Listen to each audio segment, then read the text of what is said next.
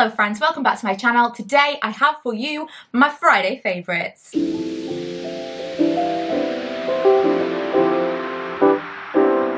I've decided not to do these every single week because there's just weeks where there's other videos that I want to make or I don't feel like I have enough favourites to mention in a video, but I for sure this week I've got enough new things or things that I haven't mentioned in a while to talk about. So I actually have just remembered something that is peeking out that I forgot to put in my little basket of favourites. How cute is this?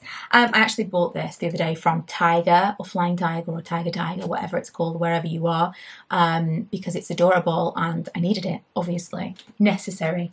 Right, the first thing I'm going to mention specifically before I lose them, but also forget because I can't put them in the basket, and they are these little baby I told you I'd lose one, huggy earrings that I wear from Amazon. I've got them in gold, I've got them in silver, I've got them in multiple different sizes. The very smallest I think is 8mm, and that's like a really nice close to the ear huggy size.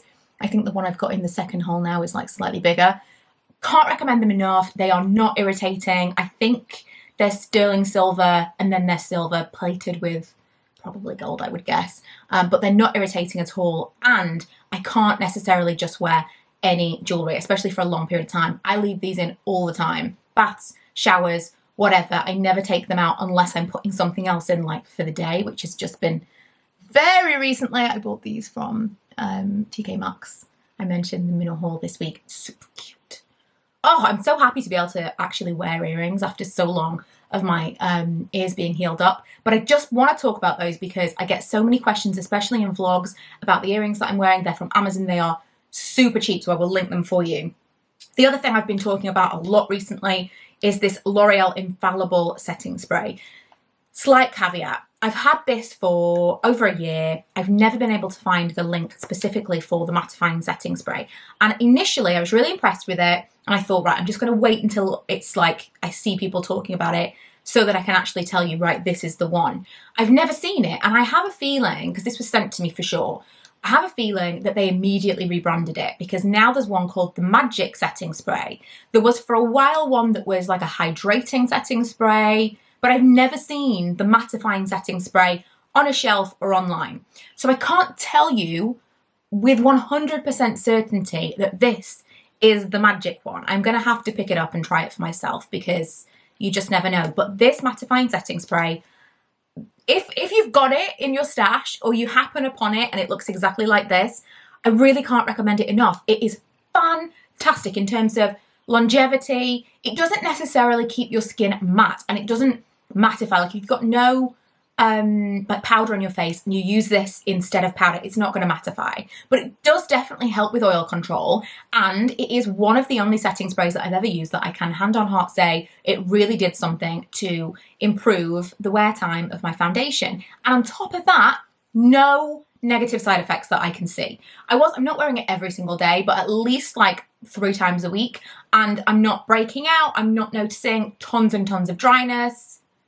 There's something magic to it to me. So slight caveat that I don't know that this is the one that is currently available, but I am going to mention it because I've been using it loads. I've been talking about it. I am going to pick up the other one just to check for you.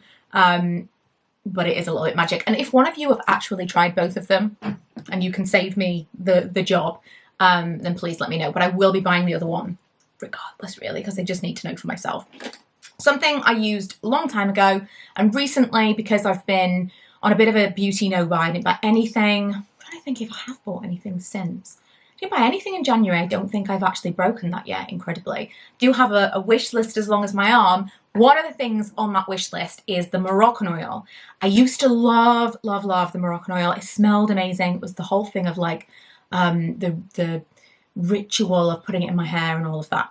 So recently I've been using an oil before I wash my hair, and then I've been using an oil after I've washed my hair as a detangler, and it's just made such a massive difference. I never really thought oil did much for my hair. My hair is very, very fine. I've got a lot of it, but it's fine, and it's super, super tangly. It just wants to be together. And so I've used loads of detanglers in the past. I've used like hair masks. I really like the 8-second Wonder Stuff from L'Oreal. Lots of different leave-in conditioners, but I've just used different oils recently. it's a game changer. So I am at some point gonna treat myself to that Moroccan oil, but I thought I would pull out an oil that I had already and see whether or not I was prepared to incorporate it into my routine and use it every single time I wash my hair, or how often I would really be using this oil before I bite the bullet and buy myself on something unnecessary. So I have this Kerastase Discipline Oleo Relax oil. I don't know what specific, oh, control in motion, sorry. Oil for voluminous and unruly hair. Yeah, that all makes sense to me. Dry or wet hair as a leave-in treatment. Yeah, I mean, this has been really, really great for me. I can't tell you whether or not it's just oil in general or it's this, but I want to mention it because I've been using it every single time I wash my hair. I use it a little bit before and a little bit after, and my hair has felt, I mean, I am like wash day now, so kind of getting to the tangly stage, but it really has been making a big difference. So if you've got a really nice hair oil that you can recommend to me that is lower than a Kerastase price, please let me know. But I am kind of building myself up to treat myself to the Moroccan oil again, just for nostalgia more than anything else. Another thing I've mentioned recently, I think in a Get Ready With Me, is the Vichy SPF. This was sent to me, and it is, I'm gonna waste a little bit on the back of my hand just to show it to you because it's so great. It is a fluid. It is very lightweight. It reminds me a lot of the original Body Shop Skin Defense, whatever that was called. So lightweight. It really doesn't feel like anything on your skin once it's absorbed. I love applying this. And as they say, you know, what's the best SPF? What's the best anti-aging things? What's the best treatment? What's the best of whatever? The best thing is the thing that you're going to use. So if you are struggling with SPF, if you're struggling to put it on every day, whether it be you don't like how it feels or you're just not excited to use it, if you can find something that you're like, oh, I love using this, use that. Even if it's like not quite the thing, you know, not everyone's saying it's paraben free and it's the best. And if it's the thing that actually is drawing you in and making you want to use it, it is the best for you because it's the one you're going to use. And that for me is this. I don't use SPF 50 every day. I really try. But there are days when I forget. This, I'm like 9 times out of 10 gonna use it because I see it and I'm excited to use it. It feels nice on my skin. I know it's not gonna be like, I've got to wait a million years before I put on anything else. It absorbs quickly. It's just a joy to use. Something else I've revisited, the Righteous Butter from Soap & Glory. I don't know why I haven't been using this the whole time. I love a body lotion just generally. I'm never without it. I'm always moisturising my legs. Not every single day, again. I should more than I do. And also, I definitely don't moisturise my feet very often. Is it just me? Maybe it's just me. But I feel like the minute I put moisturiser on my feet, I need to stand up. So it's like, so the only time I moisturise my feet is probably not even once a week. I stop at my ankles. I moisturise my legs every single time I get out of the shower and I've shaved my legs. And probably I'd say like every 2 or 3 days that is happening. So I'm moisturising my legs and then I'll moisturise the rest of my body when I do that. But I'm very rarely moisturising my feet. And so I've left a tub of this downstairs in the living room because that is the time where I am potentially the most likely to put lotion on my feet and sit for a long period of time. I can't do it like at bedtime. I'm immediately going to need to go to the toilet. It's just not going to happen. And I can't wear socks to bed. It's just not a thing. I got off on a tangent. I've been really enjoying this just as my regular moisturiser because it's a heavy moisturiser, but again, it absorbs, it smells amazing. Everything we loved about it, it still is a thing. And I had a second one of these, so I've just thrown that downstairs just to have it there because it's also a really, really nice moisturiser for like any dry areas like feet and hands and all of that stuff as well. I remember doing a comparison between this and a Mamma Mio, I think it was a belly butter when I was pregnant with Milo, and the ingredients were almost exactly the same. The ingredients in this are really, really good compared to some higher end products. So, you know, if it ain't broke and all that, and we just kind of forget about things, don't we? A lot of this stuff actually is revisits because I haven't been buying new things. So I've been shopping my stash a little bit more regularly. These they were my favourite when they first came out and I've just been reaching for them again and again. I have this one on right now, but it's over the top of other things, so I can't give it the entirety of this. The Bobbi Brown Crushed Liquid Lips. I love the original crushed lipsticks. They pack such a punch and they last a really long time while being kind of, they're this weird kind of hybrid of a balm, a lipstick. It's amazing. They did the liquid lips, and at the time I was really into it, like a matte liquid lip, so I didn't use them that much. Now I'm way more into, say it with me, a TV lip, a balmy, hydrated looking, like it's just a very flattering lip. It kind of smooths over any kind of lines, gives you a nice amount of colour but wears nicely. These are those things. If you are looking for something between a lipstick and a lip gloss that's not going to dry horribly, it's going to kind of feel hydrating and nice on your lips, these are those for you.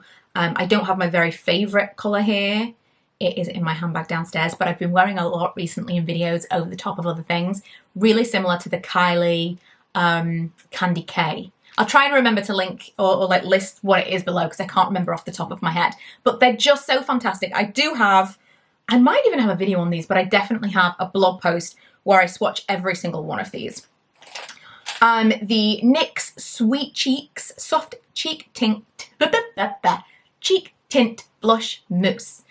This is like a real pow colour. I feel like I had a different colour. Is this the only one I've got? I really feel like I had a bright pink or something of this. I don't know whether or not maybe I decluttered that at some point, which then makes me cross because I shouldn't have. These are a really good formula. The colour of this is what put me off using it. It's called Bombshell. The reason I picked it up is I had nothing else like it. The reason I have nothing else like it is this is not an appealing colour to me for a blush. But it's actually, it blends out, really gorgeous. It lasts a long time.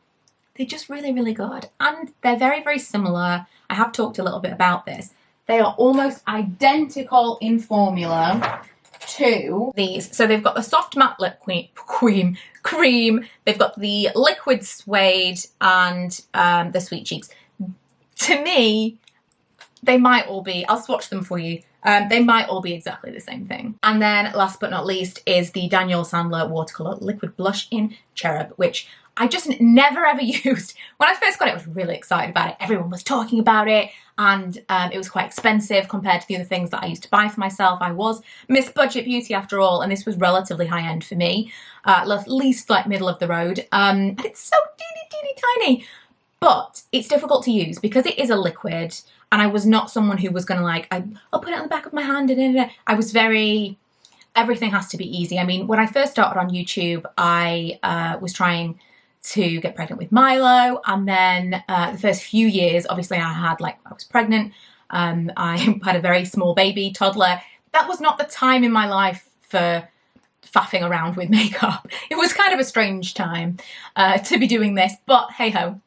Now I have a little bit more time. I have the freedom to kind of give myself that, oh, let's play around with some makeup. And because I've been pulling things out and trying to use what I have, I've been really, really enjoying using this. It's a gorgeous formula to work with. It blends really, really nicely. And it is just, you know, you are going to have to put it on something, dab your brush in and blend it out is the only thing. It's just a bit of a pain. It's not like a clean thing.